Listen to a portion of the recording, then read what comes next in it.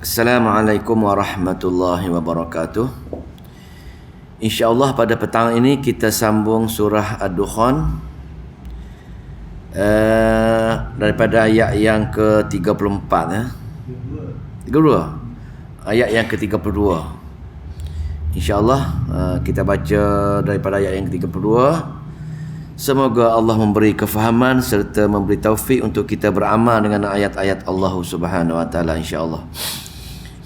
Bismillahirrahmanirrahim. Alhamdulillahirabbil alamin wassalatu wassalamu ala asyrafil anbiya'i wal mursalin wa ala alihi wa sahbihi ajma'in. Amma ba'd. Ayat 32. A'udzubillahi minasyaitonir rajim. Bismillahirrahmanirrahim. Walaqad ikhtarnahum ala ilmin 'alal 'alamin. Wa atainahum minal ayati ma fihi bala'un mubin. Inna haula'i la yaqulun in hiya illa mautatuna al-ula wa ma nahnu bimunsyarin. Fa'tu bi abaina in kuntum sadiqin. Surah Ad-Dukhan sebagaimana kita cerita semalam, dia punya dakwah surah ataupun perkara pokok yang nak ceritakan surah Ad-Dukhan ialah kesamaran masyarakat yang ketiga.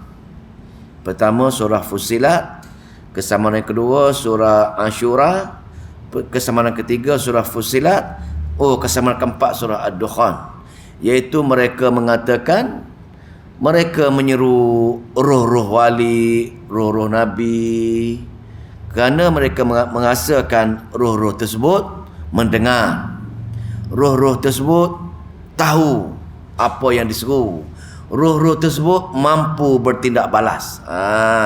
Maka Allah jawab persoalan mereka itu dengan memberi sifat-sifat Allah. Hanya Allah saja yang maha mendengar, hanya Allah saja yang maha melihat. Tidak ada selain Allah yang maha mendengar dan maha melihat. Yani maha itu perkara-perkara luar biasa, perkara-perkara gaib, perkara-perkara gaib, hanya Allah saja ada sifat tersebut. Jadi ini golongan nak menjawab persoalan-persoalan ini, maka Allah jawab dalam ayat yang ke berapa? Bukan ayat yang dakwah surah tu. Innahu huwas samiul alim. Ayat ke-6 dah. Hanya Allah memberitahu innahu huwas samiul alim. Hanya dia saja yang maha mengetahui, maha mendengar dan maha mengetahui dan maha bertindak balas. Itu punya persoalan mereka. Jadi sambungan dia, Allah ceritalah bab kesombongan dia, kegagalan. Kenapa manusia beranggapan demikian? Kerana manusia jauh daripada Al-Quran, kesan jauh daripada daripada ayat-ayat Allah Subhanahu wa taala, maka golongan ini Allah telah hukum. Dan ayat yang sebelum ini kita tengok bagaimana dalil di mana ayat ancaman akhirat, iaitu dalil nakli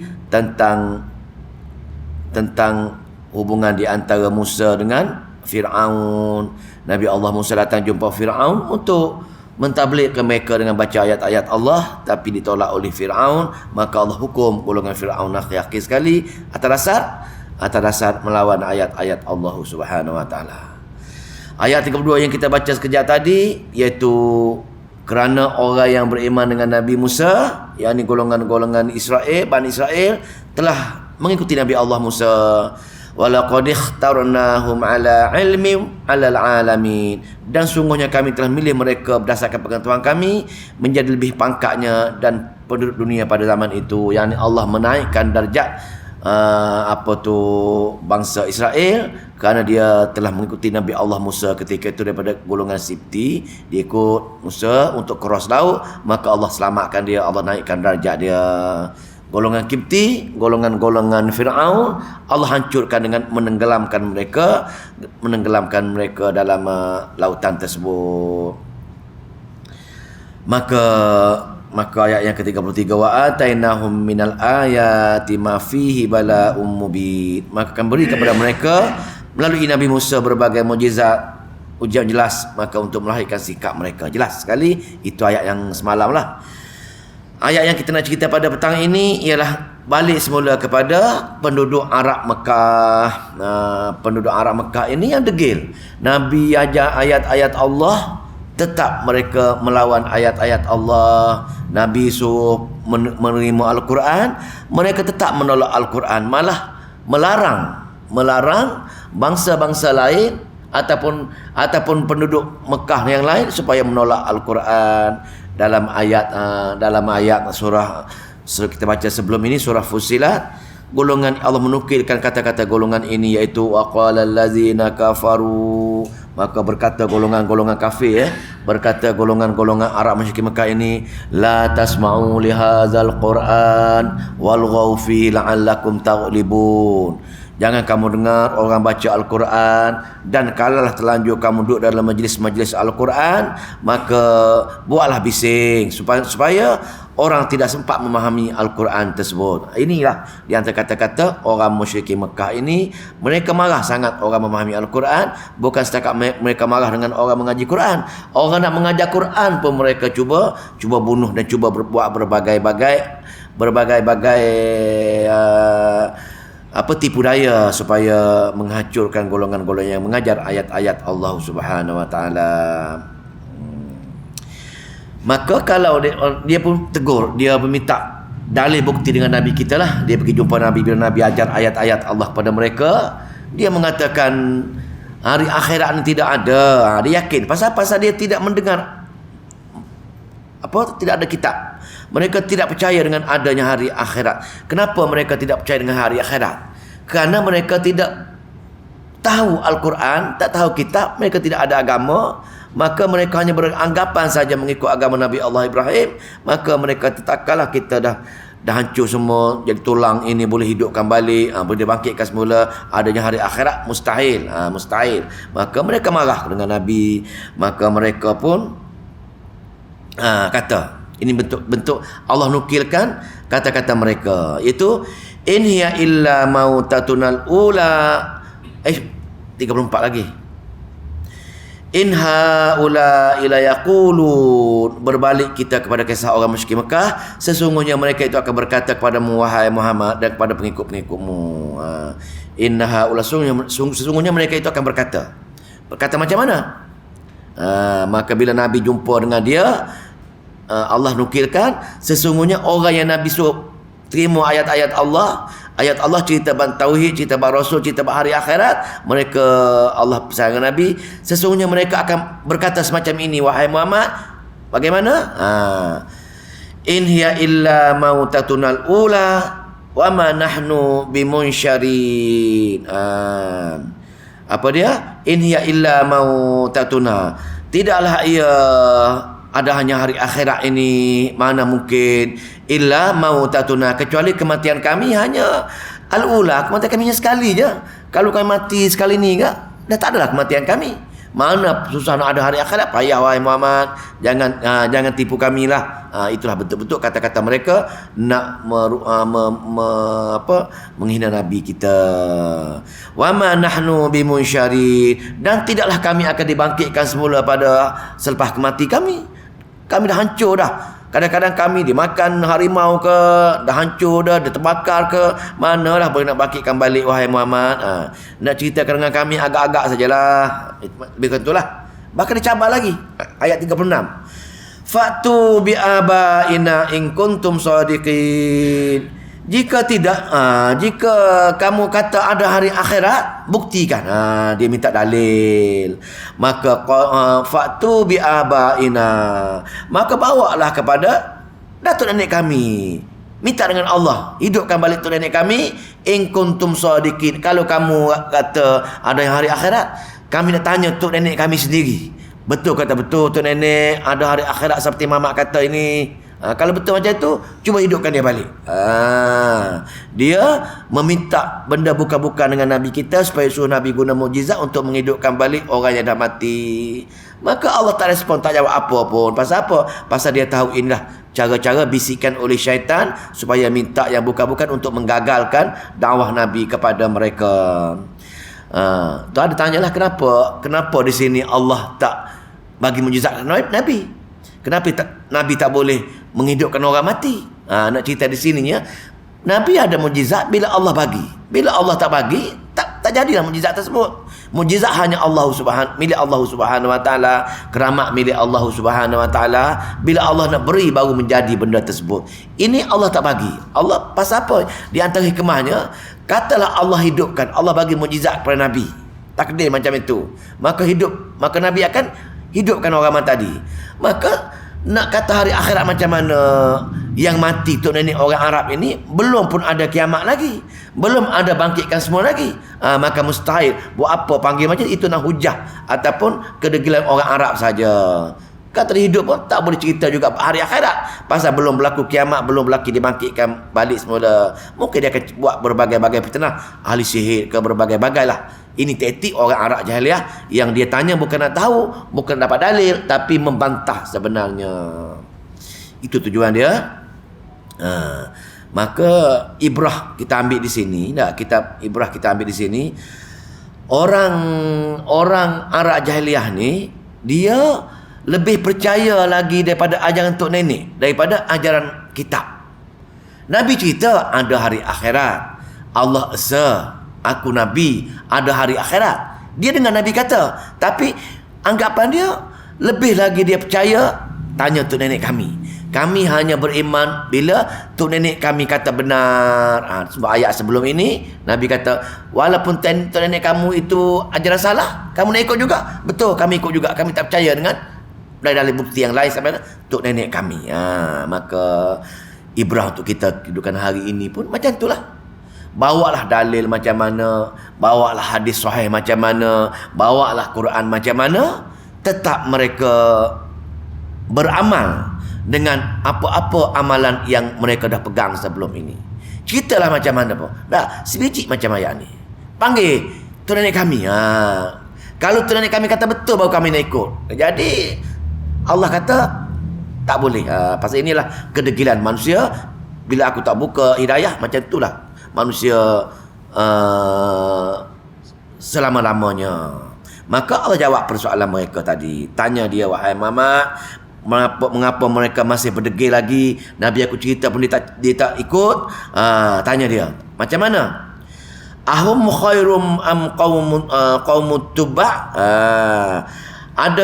Apakah mereka, apakah orang Arab jahiliyah ini, apakah mereka khairun, lebih baik, am qaumut tuba, lebih baik daripada, ataukah kaum Tuba' lebih baik? Siapa dia kaum Tuba'? Kaum Tuba' ini dua kali dalam Al-Quran cerita. Satu surah ni, satu surah lain lah. Saya tengok surah apa, surah yang lain cerita bab kedegilan kaum Tuba' ni. Kaum Tuba' ini ialah kaum di Yaman, di mana dalam kitab-kitab tafsir mengatakan mereka ini amat hebat. Mereka menakluki dunia, mereka berjaya memerintah dunia. Ada juga golongan satu hadis lah, tak tahu tarah hadis tersebut, tapi mereka mengutuk kaum Tuba' ni. Nabi kata jangan kutuk kaum Tuba'. Pasal apa? Pasal raja dia tu telah peluk agama Nabi Allah Musa.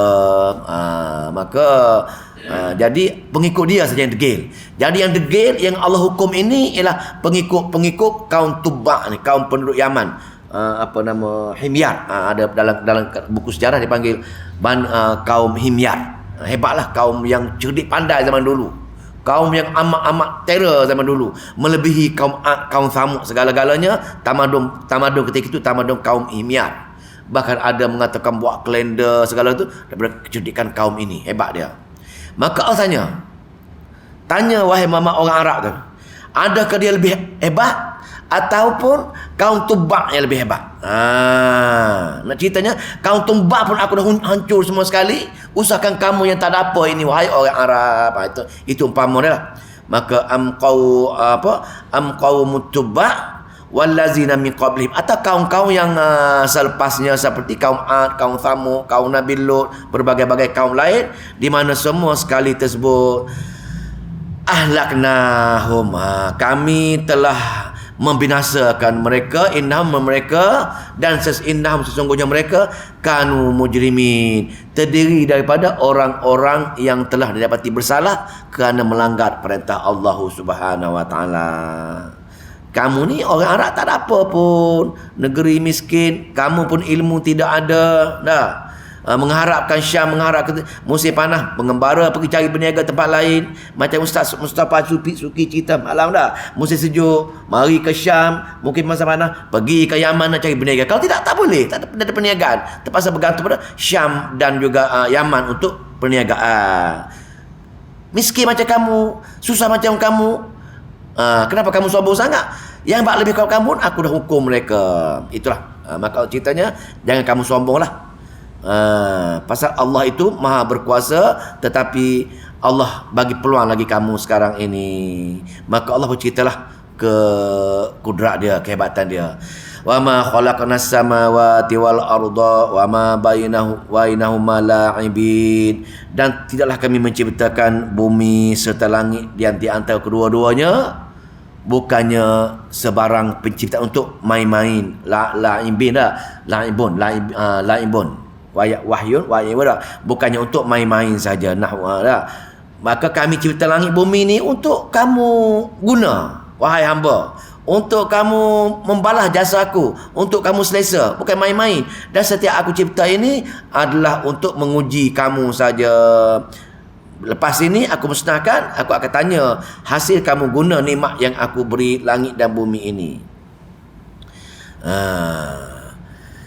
Ma khalaqnahuma illa bil haqq. Tidaklah kami menciptakan kedua-duanya, yakni langit dan bumi di antara keduanya. Lepas tu illa bil haqq, melainkan benar untuk kamu muhasabah. Untuk kamu muhasabah di kamu dan bersyukur dengan aku buat benda untuk kamu, maka sepatutnya kamu balas jasa-jasa aku. Allah kata, maka walakinna, akan tetapi aktsaruhum la ya'lamun. Kebanyakan manusia tidak mengetahui hakikat itu. Sama kita lah. Kita pun tengok langit, tengok bumi, setakat tu je. Tengok, ada bumi, ada langit, setakat tu lah. Tidak ada lebih lagi. Tidak ada nak bersyukur, tidak ada nak berdoa kepada Allah. Hebatnya Allah, balas jasa Allah dengan memberi ketaatan hasil penciptaan langit dan bumi ini. Kan kita ada baca surah tiap malam kena baca kan, pagi pun ada doa tu, ma khalaqta hadza batila. Berdoa lah, buka lansir tengok langit, oh rupa-rupanya Allah cipta langit ini bukan sia-sia ni. Maka wahai Allah, atas kudrat kamu, atas iradat kamu, atas jasa kamu, berdoalah wahai Allah, jauhlah aku daripada azab api neraka, bagilah syurga wahai Allah. Itu maksudnya buat langit bumi ni. Lepas tu, tetapi kebanyakan manusia tak mengetahui. Hanya sikit saja yang beramal dengan meyakini hebatnya Allah Subhanahu wa taala. Setelah tengok dalil akli ini. Lepas tu ayat bawah 40. 40 kan? Itulah 40. Inna yaumal fasli, sesungguhnya hari sesungguhnya pasal suatu hari tersebut bila kami panggil mereka mesti tidak mengetahui bahawa Allah berceritalah adanya hari kiamat ini dalil adanya hari akhirat. Inna yaumal fasli, sesungguhnya ada suatu hari yang membuat keputusan. Maka hari tersebut ialah hari kiamat, hari akhirat, di mana miqatuhum ajma'in, waktu yang ditentukan bagi semua sekali manusia akan dikumpulkan. Ini ceritalah, inilah bila aku buat langit bumi semua sekali ni untuk kamu berfikir, sampai masanya aku akan musnahkan semua sekali, hancurkan semua sekali. Dan hari itu aku akan tanya, kumpulkan semua sekali, apa yang kamu balas nikmat-nikmat yang aku beri kamu atas dunia ini, langit, bumi, angin, kesihatan dan sebagainya. Macam mana suasana hari tersebut? Maka inilah Tujuan kita mengaji Quran ini, kita ulang-ulang perkara ni. Pasal apa hari ni? Pasal nak suruh dia masuk dalam hati kita. Ada hari kematian kita, dan suasana yang menakutkan macam ini akan berlaku kita. Maka bila tahu macam ini, Allah akan buka kita supaya lebih memberi ketaatan kepada dia, dengan cara membuat persiapan-persiapan untuk pergi pada hari akhirat tersebut.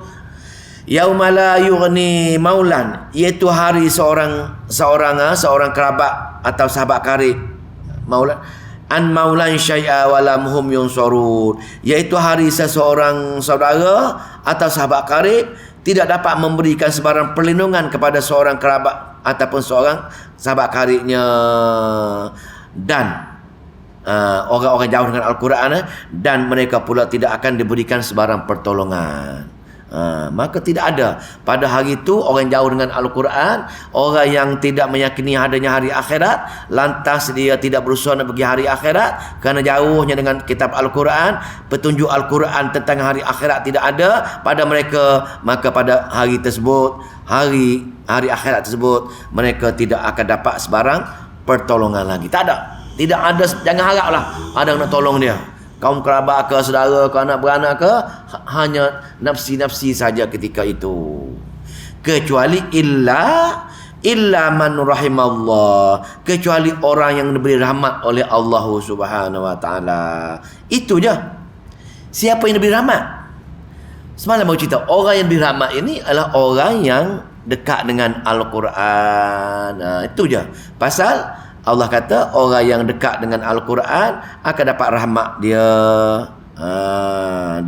Dia tengok Quran, dia selalu bertadabbur, maka dia meyakini Allah Esa, dia meyakini amalan-amalan Nabi dan sahabat, dan dia meyakini adanya hari akhirat. Maka dia pun berusaha nak memperbetulkan amalan dia dan membuat persiapan untuk pergi ke hari akhirat. Jadi orang yang berjuang ke akhirat lah yang mendapat rahmat Allah Subhanahu wa taala. Dalam surah Al-Baqarah, orang yang dapat rahmat Allah ialah orang yang berinfak dan berjuang. Dua syarat utama, infak dan berjuang. Berjuang yakni infak maksud berjuang lah, maknanya orang yang infak dan jihad. Dua perkara. Sebab tu dia bahagian terakhir surah Al-Baqarah, dia cerita bab jihad infak. Dua perkara tu tanpa dua perkara ini maka sengit, tak mampu nak mempertahankan tauhid.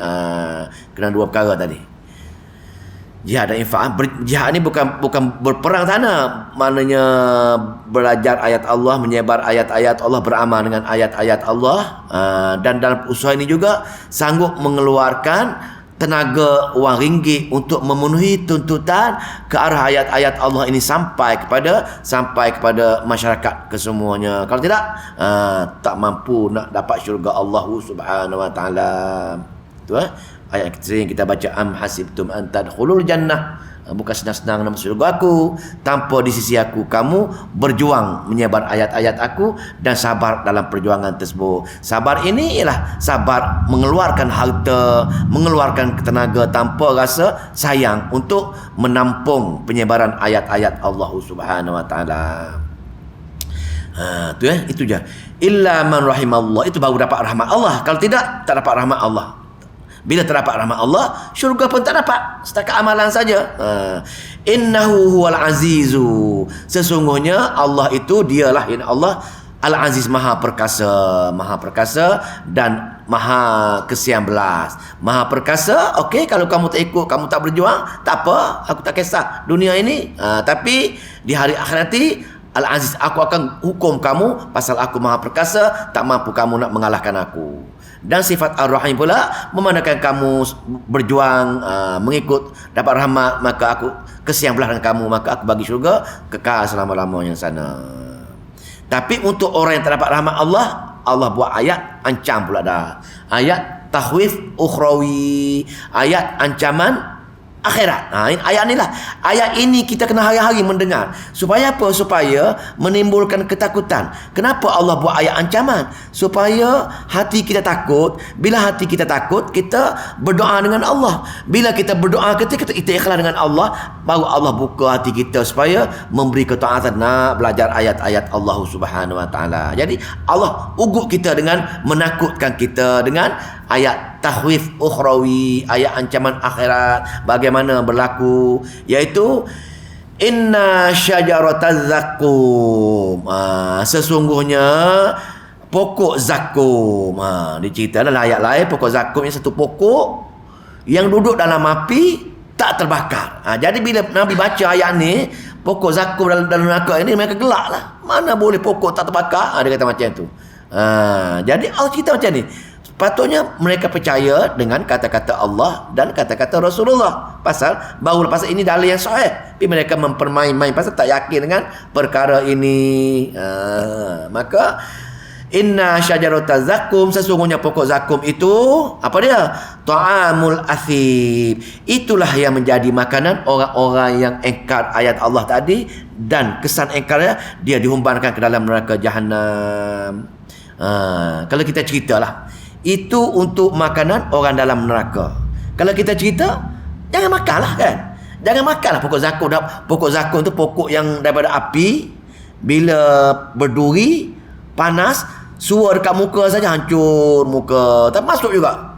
Masuk dalam perut juga, hancur perut, mendidih. Sebagaimana macam besi yang dipanas. Cecair besi. Ceritanya.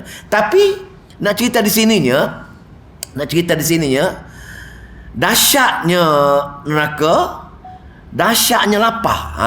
Nak ceritanya dalam neraka Jahannam ini, lapar akan diberi kepada penghuni neraka amat-amat menderita, amat-amat memudaratkan.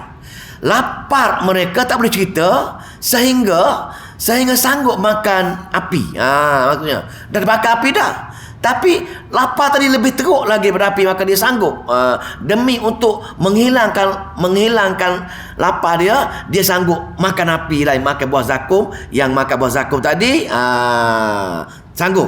Dan ceritanya dahsyat lapar begitu sekali. Tak boleh banding dengan dunia ni.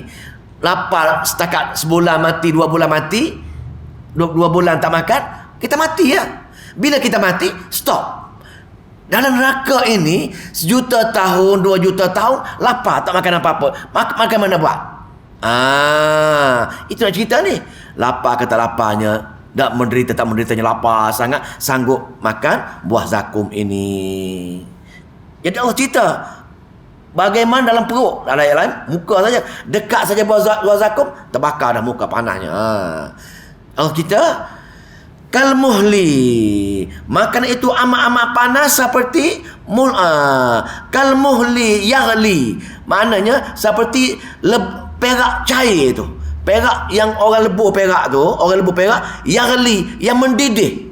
Tengok bila cair perak ni, bila cair macam minyak tu, orang nak batar tu, dia panas, cair menggelegak. Itu dekat pun dah panas dah. Itu panas dunia baru. Maka leburan perak mendidih, maka masuk dalam perut, fil butu, di maka hancur lebur perutnya. Hancur, naikkan balik. Sakit, nak suruh rasa sakit. Masya Allah, teruk sangat dia punya ni. Qaralil jahamim, dan seperti mendidihnya air yang meluap-luap panasnya. Kadang-kadang dalam itulah panasnya sangat. Minum pun itu juga air pada cecair yang bisa-bisa tadi. Maka tengok dia Allah balikkan semula sebelum tu. Allah balikkan semula sebelum dihubankan neraka tadi. Masa di padang mahsyar dah lepas hukuman. Dia jatuh hukum dah. Khuzuhu, wahai malaikat, tangkap dia. Ngeri kita dengar ayat ni. Tangkaplah dia, fa'tilu, seret dia. Tengok ni. Cuba bayangkan, atas dunia ini orang macam mana pun perintah orang lain, tangkap dia, seret dia. Hinanya. Nak ceritanya, hinanya, najis, teruk. Cuba bayang kita atas dunia ini, orang perintah kawan-kawan kita ataupun pembesar negara, tangkap dia, seret dia. Oh, dahsyat. Amat-amat memalukan, amat-amat menjatuh maruah. Maka di neraka nanti, di pada mahsyar nanti, Allah perintahkan malaikat, khuzuhu fa'tiluhu, tangkap dia dan seret dia, ikat dengan ni semua. Tangkap, ikat, seret. Ila sawa'il jahim, heret ke tengah-tengah, heret ke humbankan tengah-tengah api neraka, tengah-tengah neraka tadi, bukan tepi, Tengah-tengah tu ada orang tanya, tak panas ke malaikat yang tukar heret tersebut? Dia umpama contoh dekat hospital lah. Hospital jaga orang sakit lah. Adakah doktor dengan nas tu sakit? Tak ada. Allah buat macam tu. Maka yang sakit hanya pesakit saja. Maka di neraka pun yang menerima beban dia hanya penjahat saja. Maka dah masuk tengah-tengah neraka. Thumma subbu fawqa ra'sihi min azabil hamim. Tangkap dalam ayat yang Ustaz Musa Suki malam, Humazah tu, ambil kayu, pancang tengah-tengah, pajam ke dia, mana ikat tangan di tengah-tengah kayu tadi. Apa jadi? Sudah ceritanya tu, maka ambil air panas yang mendidih, tengah-tengah panas, curah pula kepadanya. Masya Allah. Dah diikat dengan rantai, diseret, letak tengah-tengah neraka, ambil kayu, ikat tangan, ikat kaki, belit, macam orang nak hukum orang tu, maka curah pula air yang panas. Masya Allah. Semoga Allah jauhi kita keluar kita. Kesian kita bayang suasana macam ini. Bagaimana nasib keluarga kita, bagaimana nasib kawan-kawan kita, cuba bayangkan. Bagaimana sekiranya mereka jauh sangat dengan ayat-ayat Allah Subhanahu Wa Taala, tidak berusaha nak mendekati sunnah, tidak berusaha nak mendekati tauhid Allah. Kesian mereka. Cuba bayangkan anak kita, adik kita, sepupu kita dihukum semacam ini. Masya Allah, amat-amat mengerikan. Bayang, tak boleh bayang lah. Cuba bayang lah. Ditangkap, dihina, diseret, disumbat dalam neraka, dicurah api, air. Lepas tu bukan sekadar saja, dihina lagi. Zuk, rasakan. Zuk, rasakan. Dunia ni kamu sombong sangat. Aku tu kitab aku 30 juzuk pun kamu tidak berusaha nak beramal dengan dia. Kamu tidak berusaha nak memahami kata-kata aku. Kamu tidak berusaha nak datang menemui aku pada hari akhirat. Tak yakin walaupun kamu tahu ada hari akhirat, tapi hanya mulut kamu saja yang tahu, tapi kamu tidak berusaha, seolah-olah kamu tidak meyakininya. Berat ayat tu. Orang tahu, orang Arab jahiliah, dia tak yakin, tak tahu ada. Orang Melayu Islam ni tahu, tapi tahu tidak buat persiapan, tak yakin. Zuk, rasakan. Innaka anta, rasakan azabnya seksa ini untuk kamu. Kenapa? Atas dunia dahulu kamu ini, apa dia?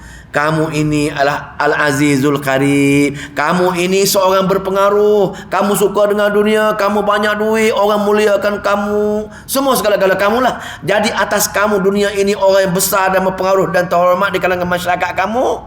Maka kamu leka dengan dunia ketika itu. Kamu tidak ada masa nak duduk dalam majlis ilmu yang mengajar ayat-ayat kami. Kena faham macam tu ayat. Kena baca macam tu ayat tu. Rasakan dunia dahulu kamu suka dengan dunia, maka kamu suka pasal orang memuliakan kamu, kamu orang banyak duit, kamu segala-galanya, kamu lupa nak duduk dalam majlis ilmu, nak dengar kata-kata aku dalam kitab-kitab aku. Inna haza, kemudian dikata kepada mereka secara umum, inna haza, sesungguhnya inilah dia, kuntum bihi tamtarun. Inilah dia yang orang, aku turun ayat-ayat Al-Quran, dia rasa yakin tak yakin je.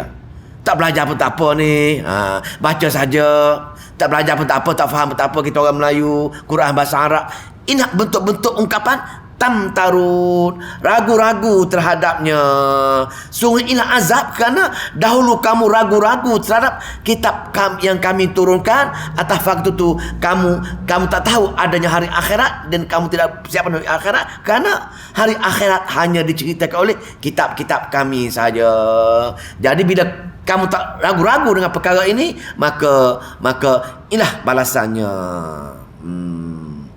Itu untuk menakutkan. Walau bagaimanapun Allah selang-seli dengan khabar gembira untuk kita semualah, insya-Allah. Untuk kita, untuk keluarga kita, untuk kawan-kawan kita yang selalu duduk dalam majlis ilmu. Kerana kita duduk majlis ilmu, kerana kita yakin adanya hari akhirat, dan kita perlu membuat persiapan nak pergi ke sana ni.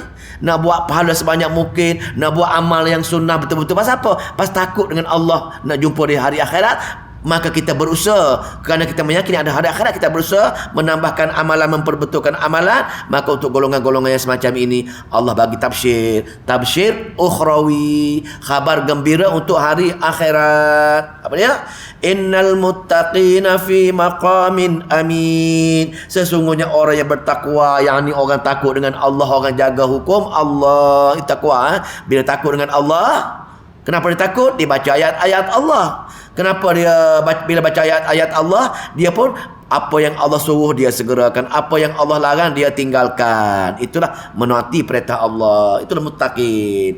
Maka dia duduk mana? Fi maqamim amin. Dia duduk tempat yang aman, tempat yang sentosa, amat sentosa. Tidak ada rasa nak keluar, tidak rasa ada sakit, tidak apa, sentosa dan tidak rasa nak pindah-pindah lagi. Tempat yang paling sentosa. Fi jannatin wa uyun, iaitu dalam taman-taman syurga, di mana di sana ada wa'uyunin, adanya mata-mata air, sungai-sungai, segala-gala keindahan. Memang mereka tak nak pindah. Seronok duduk kat sini, memang terasa tak nak pindah. Sekat dunia ini dapat rasa yang lebih hebat. Syurga tidak ada dah. Duduk situlah kita rasa seronok dan puas hati selama-lamanya. Cukup. Dia kata cukup. Yalbasuna min sundusin wa istabraqim mutaqabilin. Mereka memakai pakaian dari sutra, ada yang halus, ada yang tebal. Mereka duduk di tempat-tempat perhimpunan, ramai sangat orang duduk menengok mereka, ramai khodam-khodam, dayang-dayang mereka sentiasa berhadapan-hadapan semua, duduk secara berdepan, tidak ada membelakangi semua, di atas pelamin masing-masing. Macam raja, lebih daripada raja lah. Hari-hari begitulah kerja kita. Bukan sekadar saja, kadzalika, demikianlah keadaannya, nak mengembirakan sangat. Allah nak mengembirakan kita supaya orang tengok kita ini hebat. Maka wazawwajnahum bihurin ainin, dan kami jadikan mereka, kami buat untuk mereka, kami cipta khusus. Bidadari ini tidak ada bapa dan tidak ada mak. Allah cipta khusus yang paling cantik, tak terperi cantik bidadari ini untuk menjadi pasangan kita. Bidadari wawajnahum bihurin, yang putih melepak, pulus halus, segala-gala kecantikan lah bidadari ini. Dan lepas tu ini matanya bulat, mata dalam ayat lain mata yang kuyu, mata yang hanya memandang pasangan, memandang duk kita je. Itu dia, memandang, nak memuaskan kita kerja dia bidadari ini. Seramai-ramai bidadari pilih. Dan isi kita ketua bidadari, dia suka juga. Kalau lagi ramai bidadari suka kita, lagi isi kita suka. Itu hebat. Hebat. Semoga Allah pilih kita ni. Jadi kalau tak ada isi ramai sekarang, tunggu sana lah. Tunggu akhirat, ada ramai bidadari sedang menunggu kita, insya-Allah. Dia pun sedang tunggu ni. Kalau isteri kita marah dengan kita, isteri kita tak muliakan kita, dia marah, dia laknat. Tunggu kamu, aku sedang tunggu ni di syurga nanti. Dia marah. Semoga Allah bila kita masuk golongan-golongan ni. Lepas tu la yazuquna fihal mauta, mereka tidak akan merasa lagi kematian. Dah mati hanya sekali, kitalah sekali sebelum Allah buat. Sekali mati bila mati tu dalam syurga, tak mati-mati sampai bila dah kekal dalam syurga. La yazuquna fiha, tidak mereka merasa kerana kematian yang kedua, tidak ada dah. Illa al mautatal ula, kematian tadilah, kematian masa Allah cabut nyawa tadi, itu je. Lepas tu wawaqahum, dan dia memelihara mereka daripada azab al-jahim, azab neraka jahanam. Dan Allah selamatlah, tidak akan dihukum keluar lagi, tak ada keluar lagi dalam neraka dah. Maka itulah bila Allah pergi tempat kita, apalagi wahai penghuni syurga, kamu nak lagi? Ada tak kata selesa? Semua cukup wahai Allah, tidak ada yang terlintas pun, semua kami dapat semua dah. Maka Allah pun menzahirkan hijab, maka itulah lebih Allah redha. Maka Allah pun, aku redha ahli syurga. Bila Allah redha, itulah puncak kegembiraan. Puncak kegembiraan ahli syurga ialah bila Allah redha tentang syurga dia, dan selama-lamanya bergembira, memuaskan segala-galanya dalam syurga. Maka atas nak dapat perkara ini, nak dapat Cuba kita bayang, nak dapat keindahan yang selama-lama, tak penat, bergembira selama-lamanya. Bergembira, tidak ada malam, tidak ada siang, tidak ada apa, tidak ada tak ada apa semua dah, hanya dalam syurga. Tak mampu dipikir oleh akal kita dah. Jangan fikir. Benda yang begini indah, benda yang begini bahagia, benda yang tak terbayangkan. Allah kata, kenapa kamu dapat benda ni? Fa innama yassarnahu bilisanika. Itu punca dia. Maka sesungguhnya hanyalah kami yassarnahu bilisanika. Kami memudahnya dengan bahasamu untuk kamu memahami Al-Quran. Ini je. Ini ya puncanya. Punca nak jadi syurga. Allah kata, memang aku mudahkan Al-Quran aku ini untuk kamu faham dia, tu je. Bukan dari segi dia bahasa Arab, tetapi kamu akan faham kitab Al-Quran ini, apa aku nak sebenarnya wahai hamba. Maka bila kamu faham, aku mudahkan. Dalam ayat yang lain, walaqad yassarnal qur'ana lizikr fahal mim muddakir. Surah Al-Qamar 4 kali Allah ulang. Walaqad yassarnal qur'ana lizikr fahal mim muddakir. Aku memang mempermudahkan Al-Quran. Kenapa kamu tak nak ambil pengajarannya? Kita saya rasa payah. Memahami amat mudah. Bukan sebagaimana kita nak belajar tajwid, nak belajar itu lain. Belajar baca payah. Tapi Allah kata nak memahami Al-Quran lagi mudah lagi daripada nak membaca dari segi ikut bahasa Arab tersebut. Memahami Al-Quran sekadar ada telinga, boleh dengar telinga, orang boleh cakap bahasa dia masing-masing, itu dah memadai dah, layak dah masuk syurga Allah Subhanahu wa taala. Pasal memang Allah kata fa innama yassarnahu bilisanika, maka kami mudahkan dengan bahasamu untuk memahami Al-Quran ini. Untuk orang Arab bahasa Arab, tapi kita untuk bahasa kita masing-masing untuk memahaminya. Yatazakkaru, untuk apa? Agar mereka la'allahum yatazakkaru, agar mereka bila mereka memahami, maka mereka boleh mengambil pengajaran. Itu yang Allah nak. Mana kita mendengar orang cerita dalam bahasa masing-masing, pasal Allah nak kita dengar apa kehendak Allah untuk kita, apa pesanan Allah untuk kita. Itu maksudnya. Itu je. La'allahum yatazakkarun. Tetapi kebanyakan manusia ini dibisik oleh syaitan, jangan faham ini, jangan dengar ini Quran. Itu punca dia. Maka bila kamu tak faham, bila kamu tak dengar, maka Allah ancam. Allah ancam. Fartaqib. Fartaqib. Apa dia? Kerana itu, tunggulah. Bila kamu jauh sangat dengan kitab aku, okey, tunggulah. Tunggu. Innahum murtaqibun. Sesungguhnya mereka juga orang-orang yang sedang menunggu. Ini berbagai-bagai tafsir. Ada mengatakan tafsir, bila kita tunggulah, kalau pasal apa?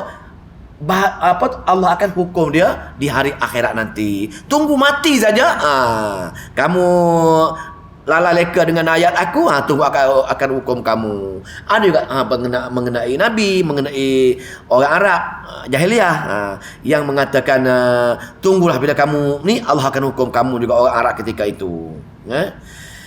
Wallahu ta'ala a'lam. Maka penutup di ilmu 89 itu ialah tentang kehebatan Al-Quran. Maka kegagalan memahami dan beramal dengan Al-Quran menyebabkan kegagalan kita untuk memperolehi rahmat Allah. Dan kalau kita buat juga, Allah ancam, tunggulah bila aku akan membinasakan kamu bila datang menemui aku. Mana kehidupan kita sengaja menempah kehidupan kita yang tak selama mana pun, setakat 60 tahun, 70 tahun. Kita menyia-nyiakan kita hidup di dunia untuk menempah di hari akhirat, dihumbankan ke neraka selama-lamanya. Kalau sekiranya kita tidak gunakan akal kita untuk hari-hari dengan ayat-ayat Allah Subhanahu wa taala. Ini sebagai pendorongnya, tidak ada cara lain. Tidak ada cara mudah, hanya itulah. Tapi mudah, tapi kita dibisikkan oleh syaitan supaya payah benda ini. Wallahu ta'ala a'lam. A'udzubillahi minasyaitonir rajim. Bismillahirrahmanirrahim. Allahumma shalli wa sallim wa barik ala Muhammad. Allahumma faqihna fi din wa 'allimna ta'wil wa hdina ila sawa'is sabil. Allahumma fiqna lima tuhibbu wa tarda waj'al akhiratana khairan minal ula. Radina billahi rabban wa bil islami dina wa bi Muhammadin nabiyyan wa rasulah. Rabbana atina fid dunya hasanah wa fil akhirati hasanah wa qina azabannar. Walhamdulillahi rabbil alamin. Assalamualaikum warahmatullahi